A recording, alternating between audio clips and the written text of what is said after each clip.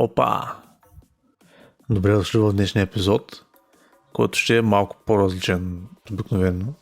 Днеска няма да сглобявам нищо, а ще направим малко сметки, които са крайно необходими, ако искам да има минимален шанс това, което сглобявам, да се движи.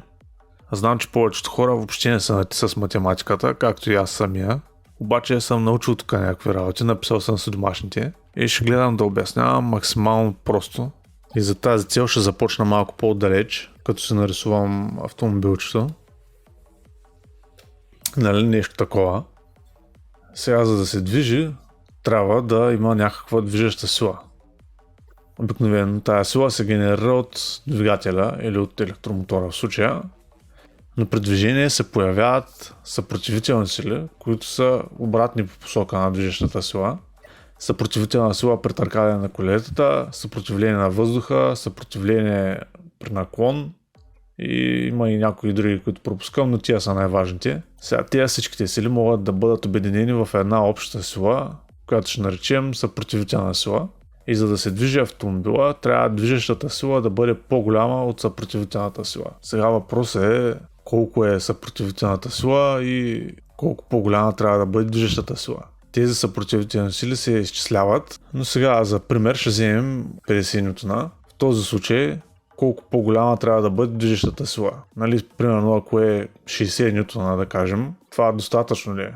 И отговорът е да, най-вероятно автомобила ще се движи, след като движещата сила е по-голяма от съпротивителната, но тук въпросът вече става друг. С каква скорост? И за да изчислим, ще използваме втория закон на Нютон, една небезизвестна формула, F е равно на M по A, което така като го кажа, нали, звучи се едно съм баси умния, но в действителност е доста просто. Тази формула просто изразява физично явление. Нека да вземем вас, например. Е така, докато си седите, вие упражнявате сила върху земята, върху която сте. И тая сила е равна на вашата маса по ускорението ви. Вашата маса, вие си я знаете, сега ще вземем, например, средностатистически 75 кг. Ускорението, което ви действа, е земното притегляне, което е 981. Тоест силата, с която вие ще натискате земята, ще е приблизително 750-800 нютона. Казано по този начин звучи доста елементарно, но сега да го приложим в нашия пример с движението. Ние знаем масата на автомобила, която е 200 кг с водач. Знаем и силата и търсим ускорението. То ще бъде равно на силата върху масата. И нашата сила е 60 нютона, обаче от нея трябва да махнем съпротивителната сила и оставяме с 10 нютона, делено на 200 кг. И това идва, тук вадя елката, защото става напечено, сега да не сбъркам. 0,05 метра за секунда на квадрат. Това е супер, обаче най-вероятно нищо не ми говори това 0,05. И за да го обърнем в километри в час, трябва да умножим по 3,6. И грубо казано получаваме 0,2 км в час на секунда. Вече може да се представите, скоростта ще се повиши с 1 км в час на всеки 5 секунди. Тоест след 25 секунди ние ще се движим с 5 км в час.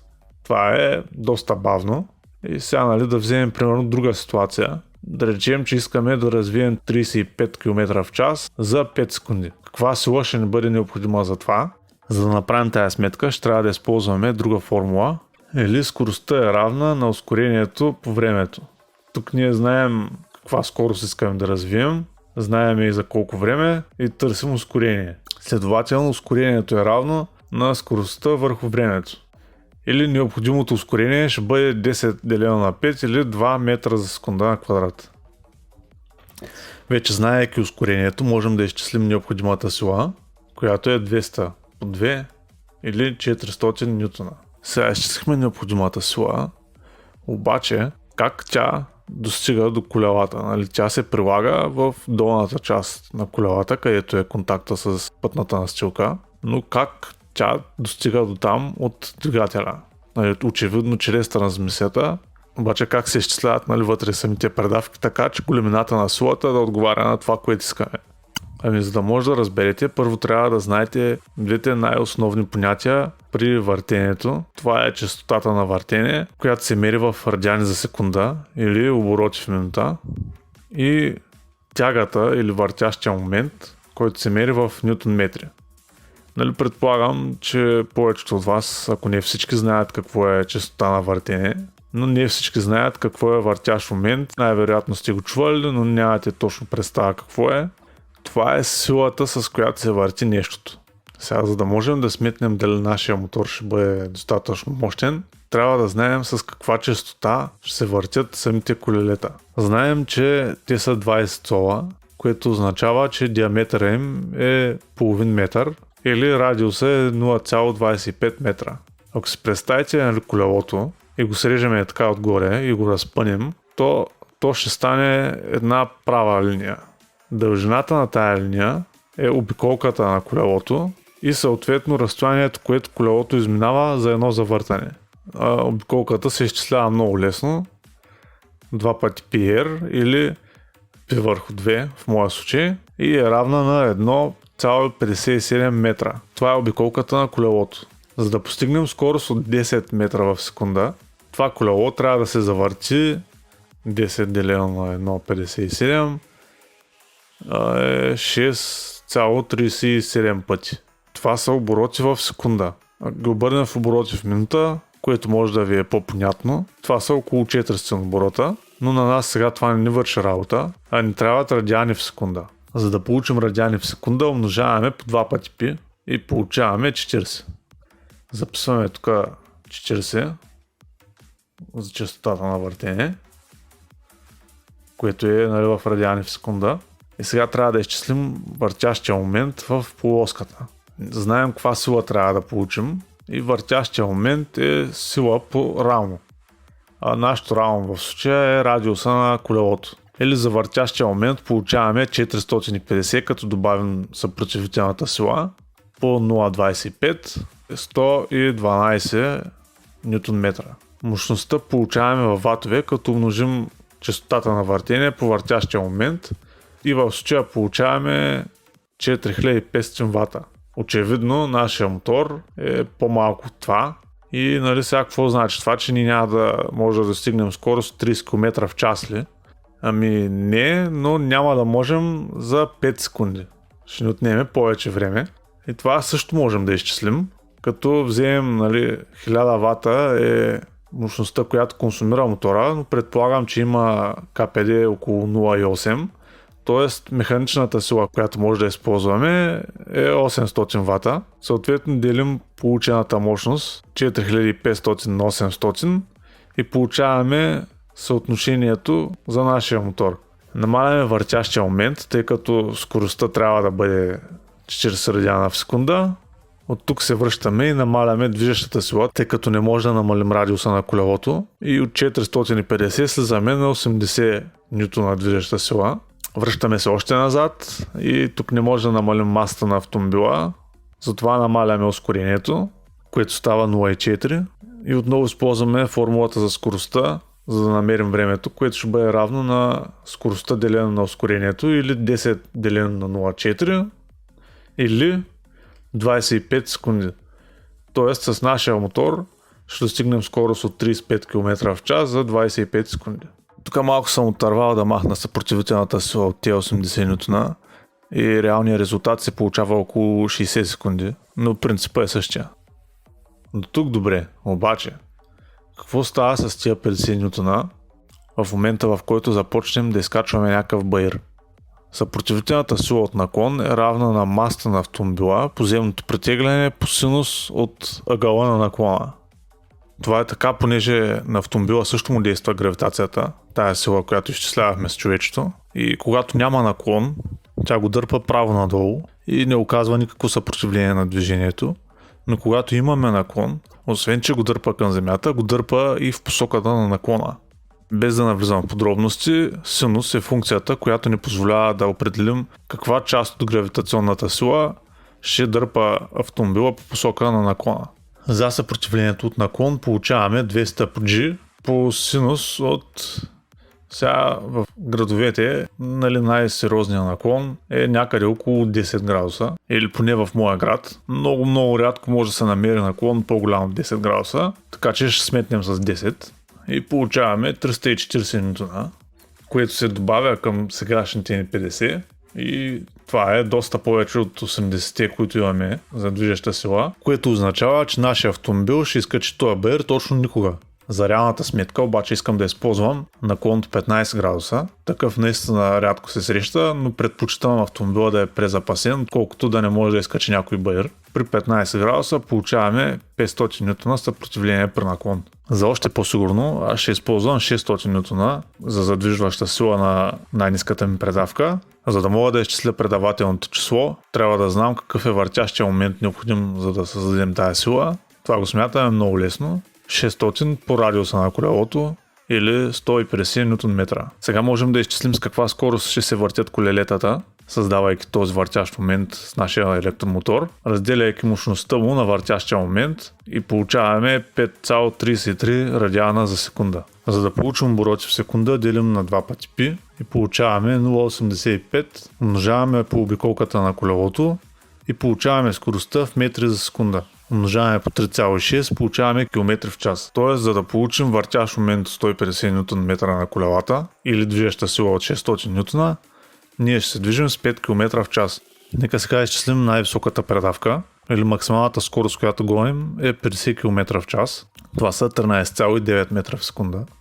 Делим на обиколката на колелото и умножаваме по 60, за да получим 530 оборота в минута. Или умножаваме по 2 пъти π, за да получим 55,6 радиана в секунда. И така, до тук от тази цялата работа разбрахме, че ни трябва движеща сила от 600 Н за най-ниската предавка и скорост на въртене от 55 радиана в секунда за най-високата. Сега обаче ние до този момент де-факто не знаем нашия мотор какъв въртящ момент има. За да го изчислим, трябва да разделим неговата мощност на скоростта на въртене. Знаем, че неговата максимална скорост на въртене е 2800 оборота. Това са около 273 радиана в секунда. Неговата мощност е равна на неговата му скорост по въртящия момент, който много лесно можем вече да изчислим, като разделим 800 на 273 и получаваме 2,93 Нм. Сега можем да разделим нужния ни въртящ момент на полоската от 150 Нм на въртящия момент на двигателя и получаваме предавателно число от 51,2. Обикновено скоростните кутии на автомобилите, предавателните числа са в порядъка на 3, 4 до 5, 6 може би. 51 е малко височко, обаче това не се налага в момента. А за да получим предавателното число за най-високата предавка, трябва да разделим честотата на въртене на мотора на честотата на въртене на колелата, което е 273 делено на 55, или получаваме предавателно число 4,96, което е по-лесно постижимо. Това сега са ни най-високото и най-ниското предавателно число и гаранция никъде няма да намеря така скоростна кутия, за да използвам готова. И освен, че ми е мерак да се пробвам сам да се направя, реално нямаме друг избор. И сега вече идва момента, в който трябва да започна да вземам някакви решения. Първоначално мислех да направя скоростната кутия с зъбни колела, обаче за да постигна тия предавателни числа, които са ми необходими, ще ми трябват зъбни колела по поръчка, които са много скъпи за направа, а сам не мога да се направя зъбни колела. Поинтересувах се от такива стандартни, които се продават, обаче няма как да ги комбинирам така, че да успея да покрия всички изисквания, а и дори тяхната цена не беше много ниска, само едното зъбно колело беше около 50 лева. На мен ще ми трябват над 10 бройки, така че 500 лева за зъбни колела не ми се дават със сигурност. Следващата ми идея, която е малко откачена и не съм напълно сигурен дали ще сработи, но ще пробвам така или иначе, е да използвам зъбни колела или запчатки за велосипед. И тук намерих в един сайт доста ефтини касети за велосипеди с 8 скорости или нещо такова, не съм много наясно, от които си купих 2 бройки. И по този начин сега разполагам с запчатки с най-различен брой зъби. И сега трябва да измисля как тези зъбни колела да бъдат подредени вътре в самата кутия. Ако използвам стандартен дизайн от електромотора към входящ вал на скоростната кутия и от входящ към изходящ, ще бъде много трудно да постигна предавателно число от 50 51. Нали, едното зъбно колело трябва да бъде с 11 зъба, а другото с 500. Такова зъбно колело ще бъде много голямо на размери. Затова ще използвам друг дизайн, като де-факто навържа две скоростни кутии една след друга. По този начин мога да постигна толкова голямо предавателно число. И тук сега ще нарисувам една диаграма набързо, като на всяко колело пиша колко зъба има. Тръгвайки от мотора към входящия вал имаме предавателно число от 4. От входящия вал към междинния имаме предавателно число от 2,90. И от междинния към изходящия имаме пак 2,90. Обаче изходящия вал е свързан с диференциала чрез верига, където предавателното число ще бъде 1,66. Като умножим всички тия числа, получаваме предавателно число от 56. И тъй като на междинния вал ще трябва да можем да превключваме предавките, а стана ясно, че с 2 няма да може, като ще има 3, по-добре е да бъдат 4. И сега за всяка предавка повтарям предишните изчисления и смятам движеща сила, скорост на въртене, въртящ момент и всичко останало. Аз това всичко съм си го направил в една таблица да ми бъде по-лесно. И само ще ви покажа финално схема на цялата скоростна кутия с таблицата, в която са описани всички стойности. Тъй като май бая плямпам, това видео ще стане доста дълго, няма пак да обяснявам подробно. В следващия епизод ще покажа всички тия части, ще покажа как съм измислил превключвателите, защото трябваше сам да си ги направя. И там също има още малко работа да се свърши по тях. И ако не стане пак много дълго, направо ще я сглобя в него епизод, ако не е в последващия. И ще ви чакам там. Айде!